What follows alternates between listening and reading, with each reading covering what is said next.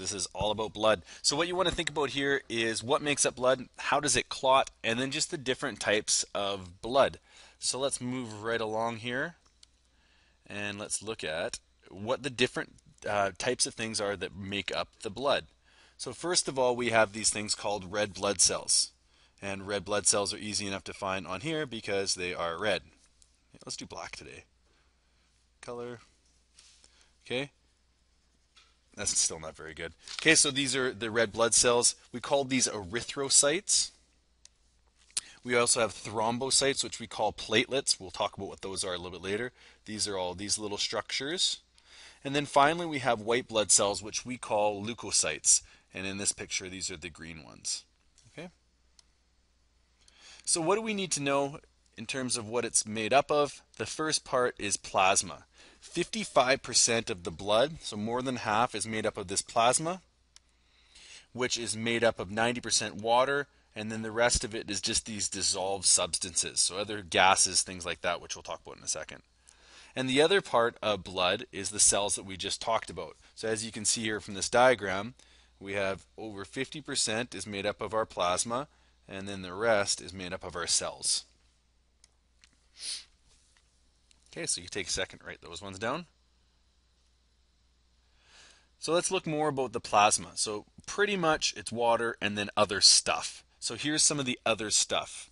So we write these ones down, so you will definitely need to pause this one. So blood proteins like albumin, fibrinogen. This is one that we're going to talk about today. Albumin we don't really talk about much, but just another example. Different gases like oxygen, carbon dioxide, bicarbonate, like we talked about already in the respiration unit. Other nutrients, fats, glucose, amino acids, they're dissolved in the blood to be transported. And then waste that we eventually want to get rid of, like urea and ammonia. Certain vitamins and hormones, and then also salts. This is something that we'll see a lot in the next unit in excretion. Okay, so pause that now. So let's look at these types of cells. So red blood cells are the most numerous. They're biconcaved. So what that means, concave, is a little indent and it's on both sides. The reason why this is so advantageous is that this is a structure that allows them to squeeze through the capillaries. They don't have a nucleus. So they don't have other things that normal cells would have. They're not doing these full protein productions. These ones are strictly, if you look at the structure, meant for carrying stuff like oxygen. So in the cell, there's something called hemoglobin and also carbonic anhydrase. So what that does is it binds to oxygen, so this hemoglobin. Carbonic anhydrase, you guys have seen before, it helps facilitate that chemical reaction between carbon dioxide and water in order to make carbonic acid. And then also it's got a shelf life. They die after about 120 days. The reason why is that it's always squeezing through these capillaries and all this friction eventually breaks it down. So it only lasts for about 3 to 4 months. And then once they break down, it gets transported to the liver where it eventually breaks it down. As we can remember from one of the accessory organ functions in digestion, one of them was red blood cell breakdown. Okay, so let's look at the next one, white blood cells, which we call leukocytes, and these ones are the largest in size. And there's a bunch of different types of them.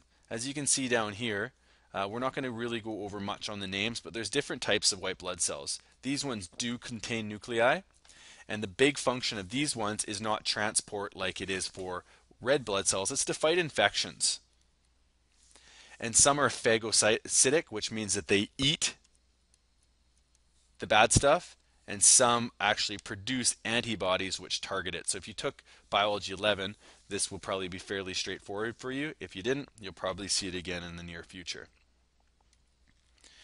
Platelets, this one is very important in terms of the blood coagulation or blood clotting. They're very small, irregular shaped, and the whole function is blood clotting. So in order to stop bleeding out, these platelets is what facilitates that function. Oops, sorry. Might want to take a peek at this. Where are all the cells made? It's made in the marrow. You've probably heard of bone marrow transplants.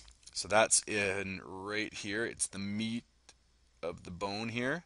and that's where those cells are going to be produced. As you can see, you have your red blood cells, you have your platelets, and you have your various different types of white blood cells, and they all have specific functions that you might see later on in university. Here's a little joke about clotting. So let's look at the process here, and you're going to want to take your time, jot this one down, but we're going to go over the process a lot in class tomorrow. So what happens, what initiates it is if these platelets are floating in the vessels and there's some sort of damage. And this damage occurs when the vessel is ruptured. So if there's a cut here, so what happens is this platelet's going along, and all of a sudden it bumps into this little rough edge of the vessel, and it causes it to be damaged. What that does is it triggers the release of this thing called thromboplastin. It's an enzyme, and it's released with calcium from the platelet. So those come out of the actual platelet, and what they do is they convert prothrombin, which is a protein, into thrombin, and through this process it needs calcium, so it's advantageous that the platelet releases it.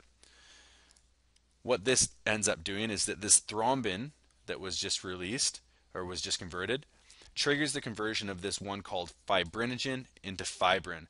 And the reason why this is so important is that this end product is insoluble. So in water it doesn't dissolve.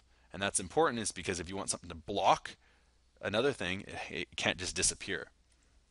And what this does is the fibrin ends up trapping the blood cells and clots it, and it prevents it from leaking out anymore. So let's see a little visual of that. So you're going to probably pause that to check it out. So here it is. So we have our wound, and what's happening here is you have all of your blood cells and your platelets. The platelets release the prothrombin activator, which is thromboplastin.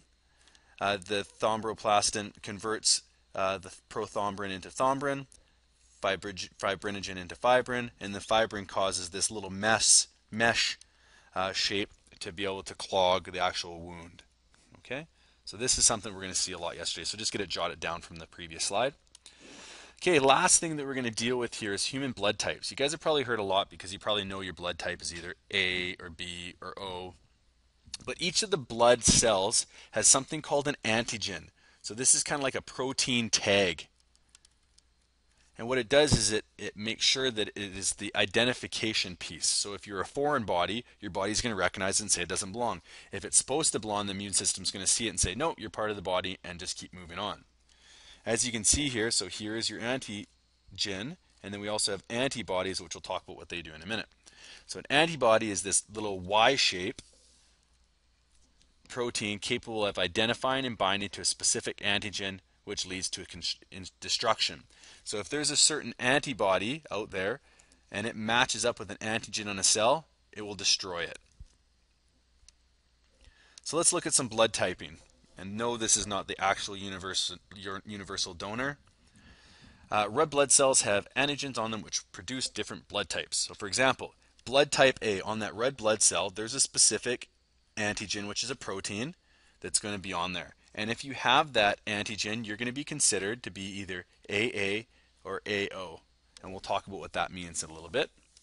If you have blood type B, you'll have antigen B, and your genotype or your genetics will be expressed as big B or BO. If you're blood type AB, you will have two antigens, and it's going to be AB. And then finally, if you're blood type O, it means that there's no antigens, and you'll be considered OO. So we're going to do some work with that in class. And then the plus and minus refers to the Rh antigen. So for example, if you're blood type A positive, it means that you have the A antigen, and also the Rh antigen.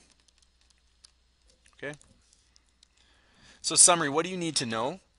So you need to make sure that you know what the components of the blood are. So plasma, what it makes up the plasma, the cells, the types of cells, the process of blood clotting, which will be elaborate, and we're going to go in lots of depth on this, and then also what creates the different blood types, and we'll be tackling that tomorrow. Have a wonderful night.